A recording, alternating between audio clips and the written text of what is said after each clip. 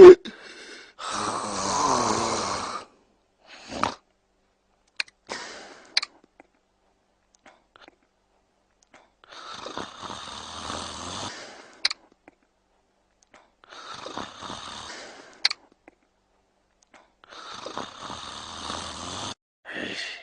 റബ്ബേ, എന്ത് കട്ടിയെ മുട്ട കടിക്കണം, വല്ല പട്ടി കടിക്കണം പോലെ.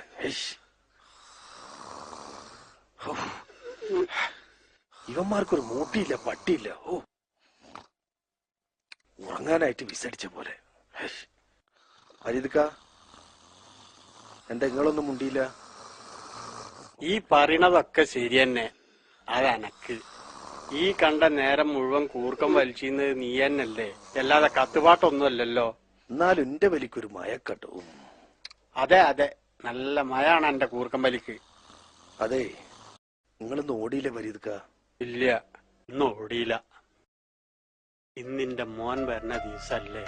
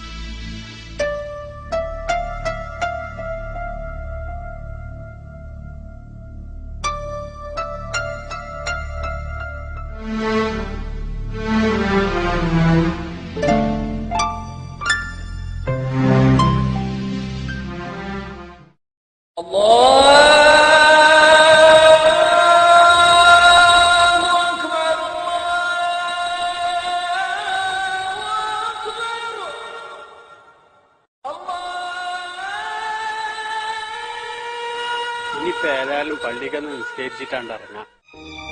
പടച്ചോനോട് നന്നായി ദുആ ചെയ്തു. ആദ്യത്തെ ഇന്റർവ്യൂ തന്നെ പാസ്സാകണം എന്റെ മോന്. പായോ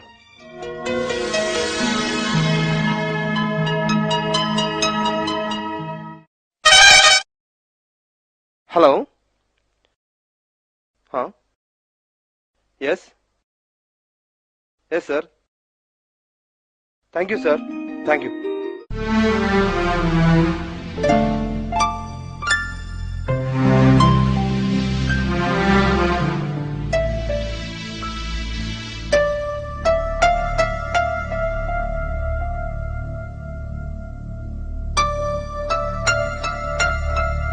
ഉപ്പ, ഞാൻ ഇന്റർവ്യൂ പാസ്സായി. അൽഹംദുലില്ലാ.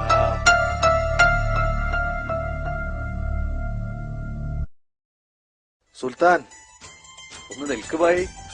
ജോലിക്ക് പോവാവല്ലേ? ജോലി അങ്ങോട്ട് റെഡിയായി, അൽഹംദുലില്ലാ. ഇപ്പോഴാണ് എന്റെ ഉപ്പാടെ ശ്വാസം ഒന്ന് നേരെ വീണത്. ഇനി ഉപ്പാക്ക് സ്വസ്ഥായിട്ട് നാട്ടിൽ പോവാലോ അല്ലേ? ഓക്കെ.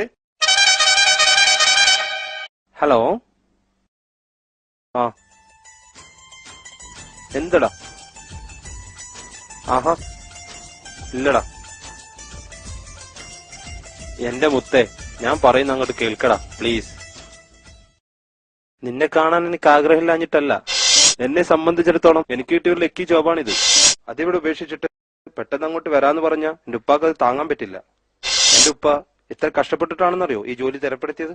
ഉപ്പാക്കൊരു താങ്ങായിട്ട് നിൽക്കേണ്ട ഞാന് ഇങ്ങനെയൊക്കെ കളിച്ചു നടക്കാന്ന് വെച്ചാ എന്റെ പൊന്നു മോളെ, കേവലം ഒരു വർഷം. അത് കഴിഞ്ഞ് ഞാനങ്ങ് പറഞ്ഞെത്തില്ലേ. എന്ത് പറ്റില്ലാന്നോ?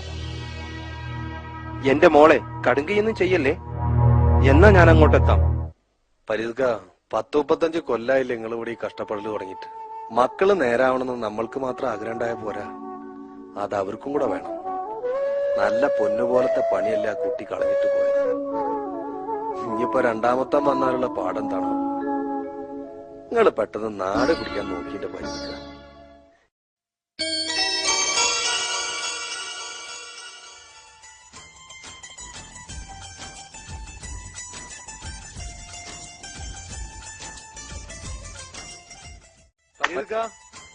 ഇത് നിങ്ങളുടെ മോൻ, രണ്ടാമത്തെ മോൻ ശുക്കൂർ അല്ലേ?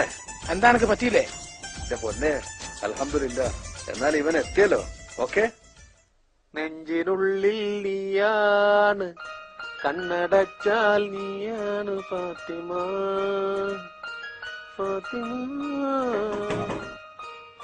മണിക്കൂർ 2 ബാത്റൂമിൽ കയറിയിട്ട് ഇഡിയറ്റ്. ഇടിയറ്റ് നിന്റെ. അതെ, ഇവിടെ ബാത്റൂമിനൊക്കെ ഒരു സമയം കാലൊക്കെ ഉണ്ട്. ഷേ,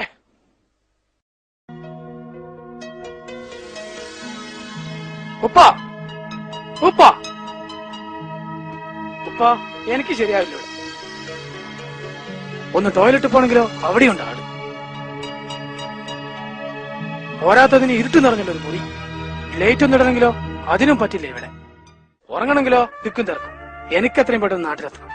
ഇത്രയും നാളെയുടെ ജീവിതം തള്ളി നീക്കി ഉപ്പാനെ സമ്മതിക്കണം. എന്നെ കൊണ്ട് കഴിയില്ല നരകിച്ച് ജീവിതം ജീവിക്കാൻ.